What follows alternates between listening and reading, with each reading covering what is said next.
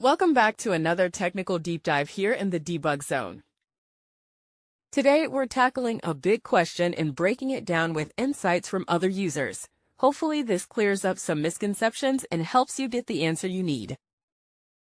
So buckle up, stay a little curious, and let's jump right in.